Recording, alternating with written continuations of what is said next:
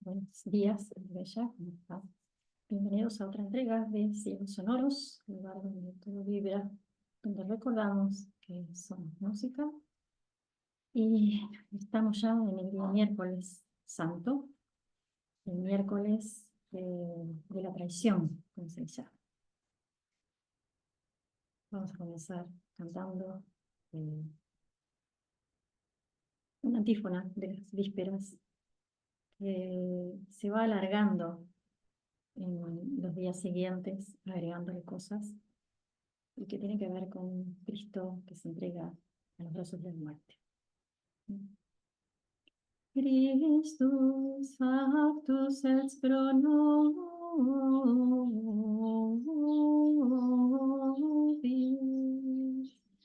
obediens.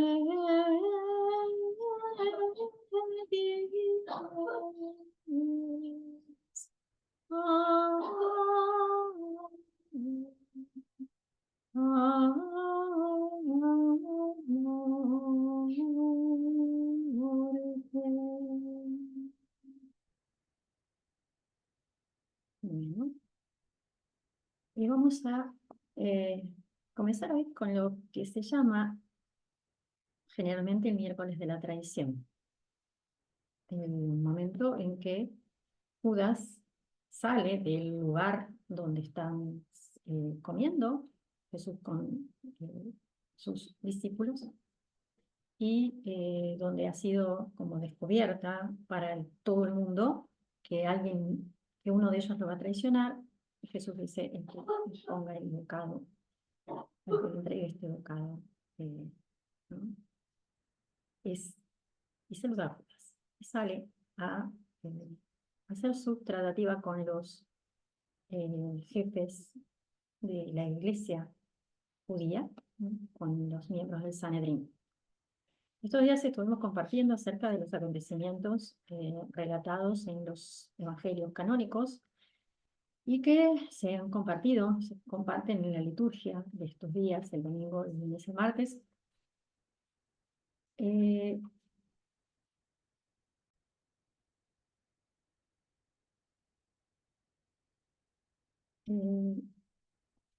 en el día de hoy no solamente se anuncia la traición de Judas, Jesús comiendo allí también anuncia la traición, la negación de Pedro. Pero hoy nos vamos a centrar en qué vamos a hablar de Pedro el día viernes sobre todo. Y hoy quería traer una versión distinta de lo que fue la traición de Judas, que tiene que ver mucho con los primeros siglos de la iglesia.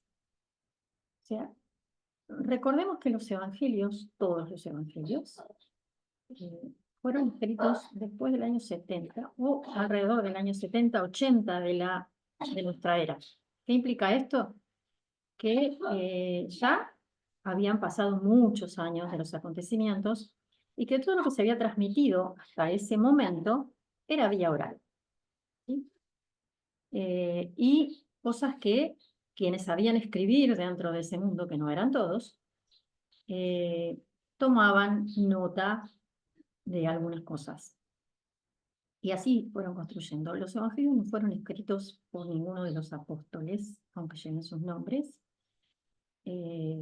simplemente porque a esa altura ya habían muerto, ¿sí? Habían sido martirizados.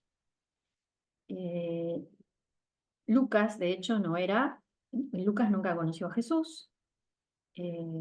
Marcos era un niño cuando Jesús estaba vivo. Y Juan parece que es el único que llegó a la ancianitud, ¿sí? Entonces, teniendo en cuenta esto, ¿sí? Hoy me quiero meter en un evangelio muy particular y en corrientes que existían en esos 2 primeros siglos de la iglesia, sobre todo. 2 primeros siglos y medio de la iglesia, donde había muchas interpretaciones o corrientes dentro de la misma grupo de seguidores de Jesús. Depende del pueblo o el lugar donde vivían también y las creencias religiosas que tenían ahí y la filosofía que tenían cada zona. Y allí es donde también, junto con estos 4 evangelios, que el Concilio de Nicea en el siglo IV decide que son los revelados, hubo otro montón de escritos, que son los que habitualmente se llaman evangelios apócrifos y otros escritos que no son considerados evangelios, que son de esta época, y que hablan de lo que ocurrió en esta vida de Jesús y en estas creencias que se van construyendo en la iglesia primitiva. El evangelio de Judas es un evangelio escrito por un grupo, de estos distintos grupos que había en la iglesia primitiva, un grupo gnóstico que consideraba que Jesús era un ser divino que había encarnado y que consideraba que el cuerpo en general era algo, la materia, no solo el cuerpo, que la materia en general era algo despreciable y que el espíritu necesitaba liberarse de la materia para trascender y unirse con la divinidad. Y esto también ha quedado de alguna manera subyacente en el dogma católico, ¿no? Cuando se habla en ese credo del Concilio de Nicea, Cristo como engendrado y no creado, de la misma naturaleza que el Padre, por quien todo fue hecho, ¿no? Sacándolo desvirtuando su humanidad de alguna manera, siendo que no era humano, sino un ser divino, que tomó apariencia humana para enseñarnos. Y eso queda establecido en el credo niceno-constantinopolitano. Es el primer credo escrito de la Iglesia. Y es muy gnóstico ese credo, aunque esta corriente fue en ese momento en que el concilio se establece, considerada herética, ¿sí? Y estos evangelios, donde se habla de la vida de Jesús desde otro lugar, se hablan más de las enseñanzas que de la vida en general. Los evangelios apócrifos no cuentan anécdotas o no cuentan una vida de Jesús. Lo que cuentan en general son enseñanzas de Jesús, conversaciones de Jesús con los discípulos y las discípulas por fuera de lo popular, por fuera de su predicación a las masas en general, ¿sí? Son como más íntimos. Esas charlas que tenía con ellos en privado, en el anochecer, en el amanecer, cuando durante compartir las comidas, esa historia como más íntima, hay mucho allí. Y el texto del Evangelio de San Judas nos trae otra cara de Judas. Nos habla de un Judas que en realidad era el más cercano a Jesús, de los 12, y de un Judas que sí entrega a Jesús, pero entrega a Jesús a pedido de Jesús. El Evangelio de Judas dice que Jesús le pide a Judas que lo entregue porque es necesario que se cumplan las escrituras y que él es el encargado de colaborar en esta misión del cumplimiento de las escrituras, lo que venían diciendo los profetas desde antiguo, que tenía que pasarle al Mesías, ¿no? Que no iba a ser reconocido, que iba a morir de tal y cual manera, y para que eso sucediera necesitaban que Judas lo traicionara, ¿no? Entonces presenta a Judas como una pieza importante dentro del plan divino y para que el plan divino se pudiera cumplir. En este relato también dice que Judas acepta ser odiado por la humanidad, ser condenado por todos, para que se cumpliera ese plan divino. Aparece como el único discípulo que conoce y que sabe cuál es el plan, qué es lo que Jesús busca de alguna manera y quiere que suceda, que es su pasión elegida conscientemente, que conoce los misterios divinos y que acepta ser esa pieza discordante, esa pieza odiada por el resto del mundo para que esto se lleve a cabo. Y recibe el encargo de traicionar al maestro por motivos totalmente diferentes a los que se nos cuenta habitualmente, que se nos cuenta de su codicia, de su, como que era una persona envidiosa, como que era una persona codiciosa, como que era una persona que estaba en contra de Jesús porque no los liberaba de Roma. En muchos discursos se nos presenta desde estos distintos lugares a un Judas muy confuso y muy enojado con Jesús. Y ninguno de los evangelios, recordemos, fue escrito antes del año 70-80. Y la iglesia primitiva, esto subyace dentro de las corrientes de la iglesia primitiva. San Ireneo, obispo de León en el año 180 después de Cristo, va a condenar, dice, a un grupo que veneraba a Judas, el traidor, y que habían producido una historia llamada el Evangelio de Judas. Esto lo condena Ireneo en el siglo II. Cuando se encuentra el manuscrito en el siglo XX, en 1970 y algo, se encuentra este manuscrito en Nahamadi, en Egipto, en un un antiguo emplazamiento copto, y se le hacen las pruebas, se ve que ese escrito que se encuentra es del siglo tercero, fines del siglo tercero, principio del siglo cuarto, más o menos. Pero cuando se lo analiza, se observa que hay mucha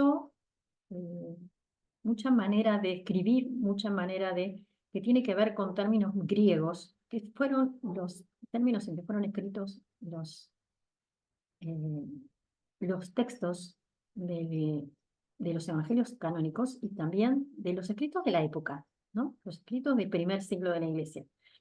Entonces, ya en el 180, o sea, antes de llegar al siglo III, ya Ireneo está condenando este Evangelio de San Judas, o sea, que habla de un escrito original que fue muy anterior a esto que encontramos y que conocemos nosotros como el Evangelio de Judas. Lo que nos dice es que en el siglo II había noticias de este, ¿sí? Escrito, y que había un texto original en griego. Recordemos que el griego era el idioma original del Imperio Romano, el idioma, la koiné, el idioma para el comercio, el idioma para conectarse entre todos los pueblos del imperio, porque el Imperio Romano abarcaba muchas nacionalidades diferentes, muchas regiones diferentes, donde cada uno tenía su propio lenguaje. Y el griego, la koiné, el griego popular, digamos, era el que se utilizaba como lenguaje común en el Imperio Romano. Esta condena de San Ireneo nos habla de un texto que es anterior al siglo III y IV, donde se determina que fue transcrito este texto que encontramos en los años 70. Y este Judas, entonces, ya no deja de ser ese traidor, malvado, egoísta, pendenciero, codicioso y desconforme, y se convierte en una pieza clave eh, que fue elegida por el maestro para llevar a cabo esa última etapa, esos últimos días de su vida, para que se cumpliera todo lo que sucede después, ¿no? El arresto, la tortura y la pasión y la resurrección. Sin Judas no hubiera habido todo esto. Alguien tenía que, no podían ir y arrestarlo de una porque no, no sabían dónde estaba, siempre andaba por ahí también, ¿no?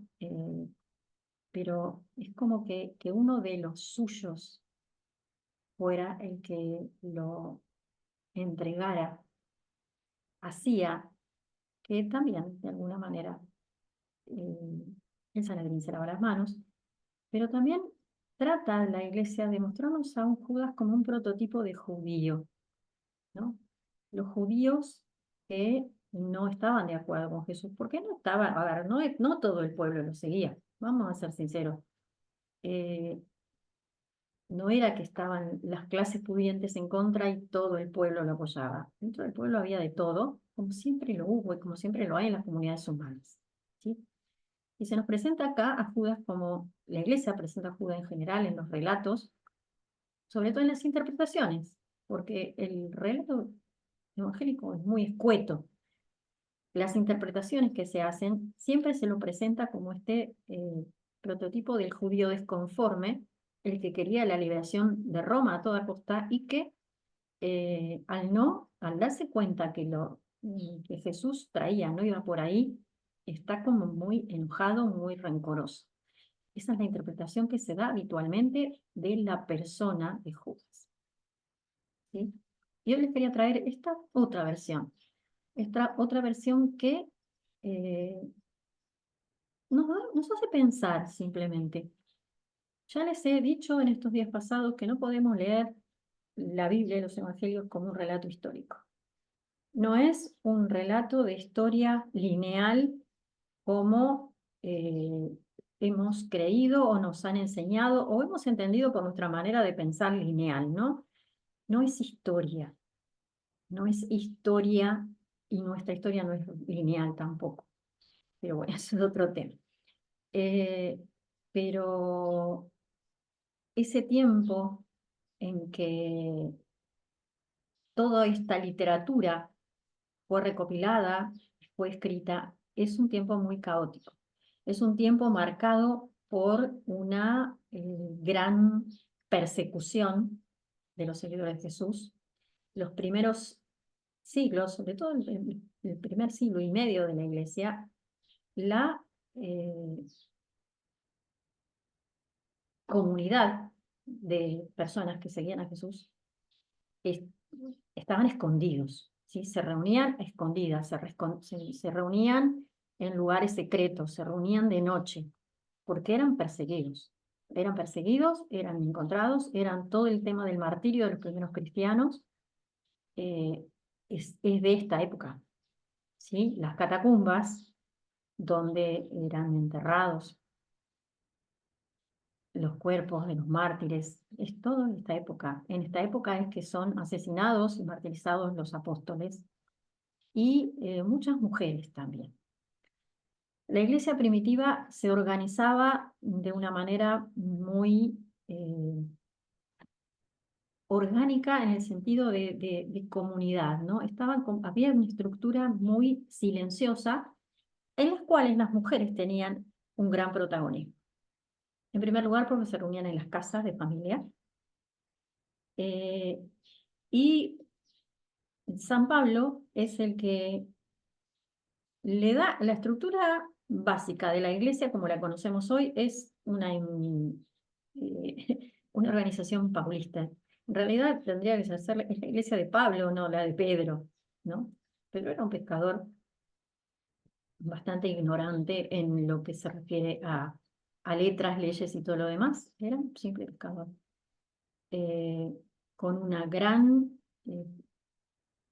impulso, con un gran movimiento, con una gran energía de ir, sí, ¿no? Era medio atropellado, pero la cabeza pensante de esta organización es Pablo, alguien que no conoció personalmente a Jesús. Recordemos eso también, ¿no?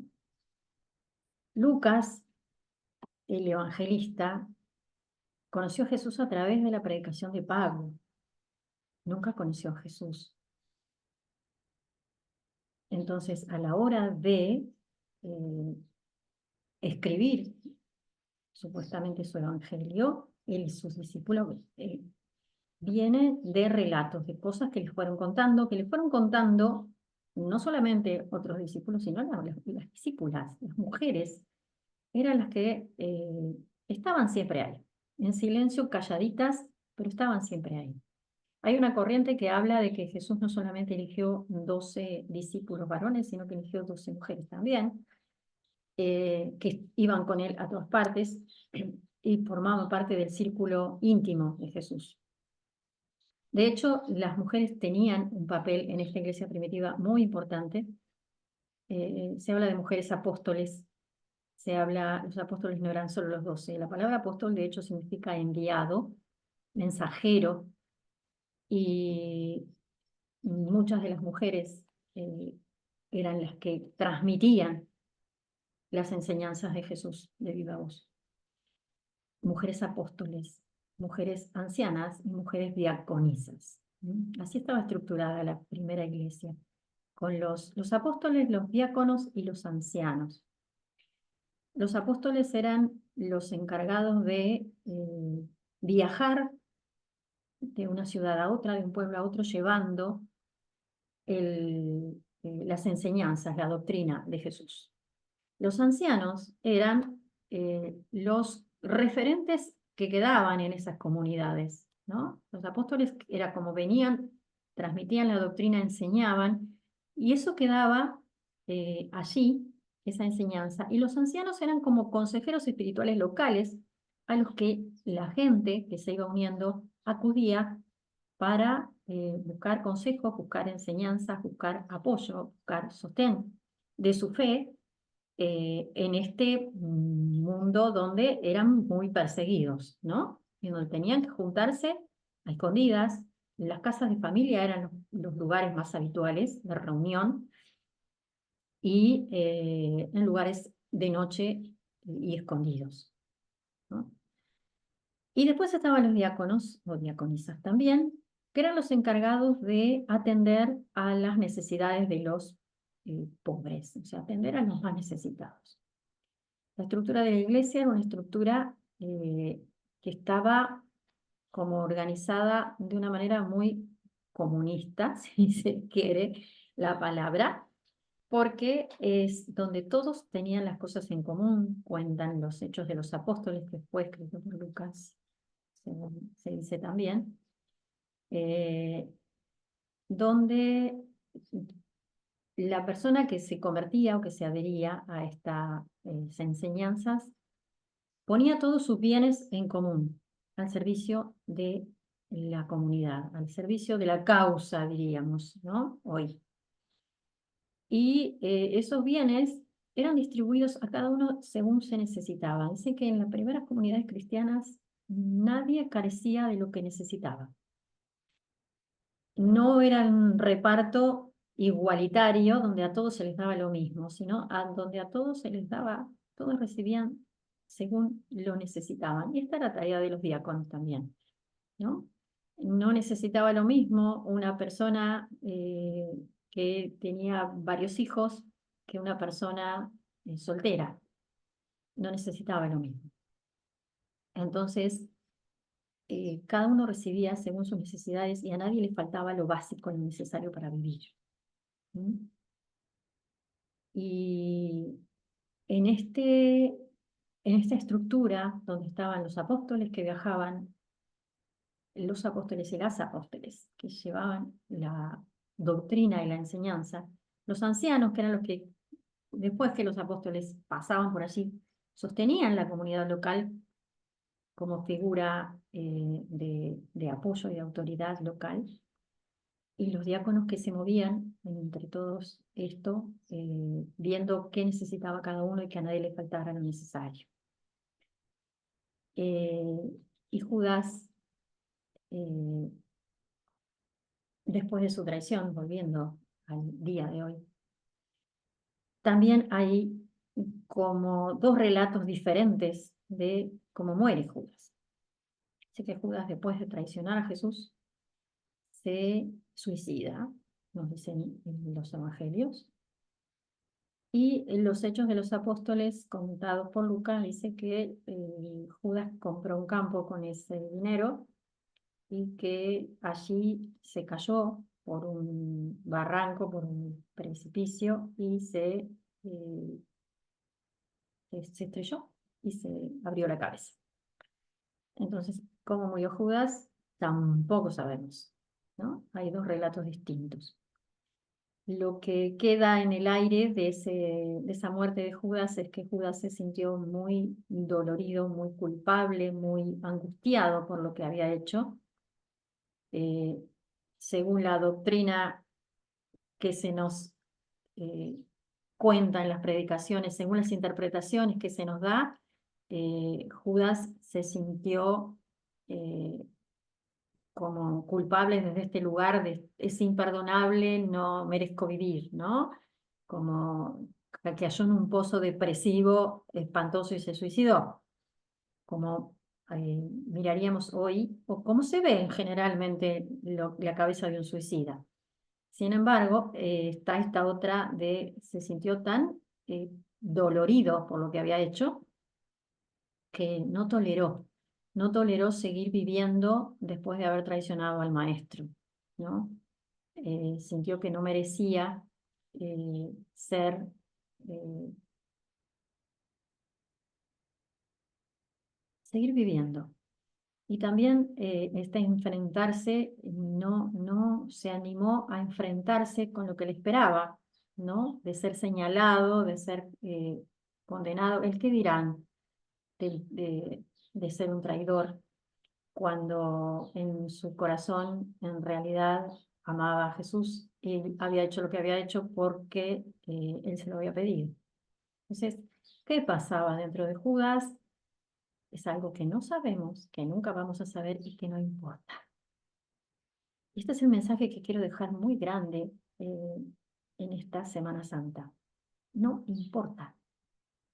Hay cosas que no importan. Lo importante es qué quedó de todo eso, qué nos sirve, qué reflexión nos trae hoy, a nosotros en este momento, todo eso. ¿Sí? De alguna manera, independientemente de cómo haya sido y cómo haya sido Judas, qué haya pasado dentro de sí, que su traición era necesaria para que la pasión se llevara a cabo, fue necesaria en ese momento. Y el mal y el bien, en realidad, lo que nos trae estos relatos, que el mal y el bien, como nosotros lo entendemos, moralmente hablando, no existen. Que se necesitan el uno al otro para poder distinguirlos, para poder conocer el bien, tenemos que tener una contraparte que nos diga qué cosa no es el bien. Entonces, lo importante de acá es eso. No interesa cómo sucedieron exactamente las cosas. Lo importante es que sucedieron. No importan los detalles, no importan ni siquiera las personas. Importa lo que sucedió. Y lo que sucedió fue que hace 2000 y pico de años nació, vivió y murió en este mundo un maestro, un gran maestro, que fue eh, una de las personas más importantes de nuestro mundo, ¿sí? Porque marcó la diferencia en muchas cosas que nosotros hoy tenemos como normales, y que nos trajo un mensaje que otros habían traído en otros lugares del mundo, como Buda, como por allá eh, el Tao también viene de estos eh, maestros grandes, y también en América. Cristos hubo mucho, tanto varones como mujeres. Y mañana vamos a hablar de otro Cristo muy antiguo en el Jueves Santo, acerca de todos los sucesos que pasan en el Jueves Santo, que son muchos, hay demasiado simbolismo. Hoy me quería quedar simplemente en esto. Reflexionemos en la persona de Judas y reflexionemos en qué en realidad es traición. ¿Judas traicionó realmente a Jesús?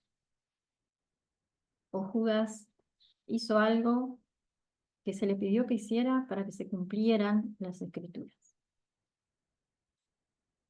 Y yo, en mi eh, percepción personal, creo que las dos son válidas, que creer una cosa o la otra está bien, no importa cuál de las dos sea cierta, y no importa si ninguna de las dos es cierta y existe una tercera por ahí que las mezcla, no importa. Lo importante en realidad es que ese hecho sucedió, ¿no? De que ese hecho hizo posible en realidad, más allá de que sucediera o no, que ese hecho hizo posible lo que vino después. ¿Sí?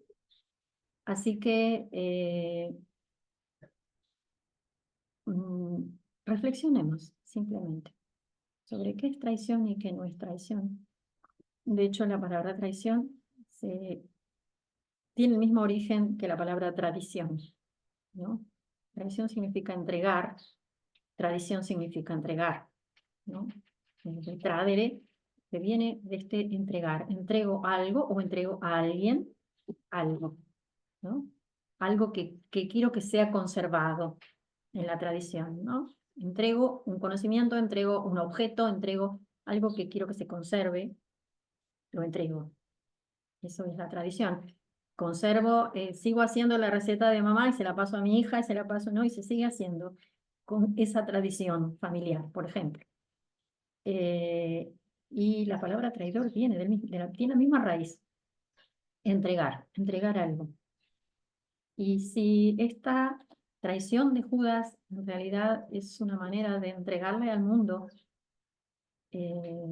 estos acontecimientos que iban a marcar el comienzo de una nueva religión unos siglos después, porque hasta el siglo IV no se establece el cristianismo como religión, era simplemente una doctrina que era considerada secta, y una secta perseguida, y una secta muy mal vista por el Imperio Romano. Constantino, el concilio de Nicea es convocado por el emperador. A ver, no había obispos como los conocemos hoy, eran los 5 patriarcas de las 5 comunidades más grandes que tenía el cristianismo, ¿sí? 5 personas establecieron, porque Constantino dijo, esto es un desgole, hay muchos, unos dicen una cosa, otros dicen otra, y necesitamos, y esto hace que el imperio esté inestable, ¿no? Que religiosamente haya mucha inestabilidad en las creencias de las personas, entonces dijo, bueno, vamos a convocar a que se reúnan los patriarcas estos y se pongan de acuerdo en cuál va a ser la doctrina que que va a unificar todo, ¿no? Y a ellos se sentaron a discriminar. Esto sí, esto no, esto sí, esto no. Este evangelio sí, este no. Fue así. Entonces, dejemos esto de esto es verdad y esto es mentira, porque eso depende de quién lo lea, quién lo mire y con cómo lo mire. Los evangelios apócrifos existen, son escritos de los primeros siglos del cristianismo que traen otra mirada acerca de las enseñanzas de Jesús. O sea, el Concilio de Nicea decidió quedarse con los hechos afuera y con estos evangelios que cuentan determinadas cosas y que no cuentan determinadas otras. Y está bien, no está bien ni mal, en realidad es una elección que la Iglesia hizo para establecer su dogma. Y y unificar las creencias que eran muchas y diversas en estos primeros siglos. Así que gracias por ser, gracias por estar. Nos volvemos a encontrar mañana para meternos en todo el simbolismo del Jueves Santo que es muy rico, es muy extenso, y que nos habla del sacerdocio de la última cena, de todo lo que vinimos, lo que mencioné por ahí, de los aceites, todos tienen que ver con el Jueves Santo también. Así que por allí nos volveremos a encontrar mañana. Gracias por ser, gracias por estar y los espero mañana para otra entrega de esta Semana Santa diferente, viendo desde otro lugar. Gracias. Chao, chao. Hasta mañana.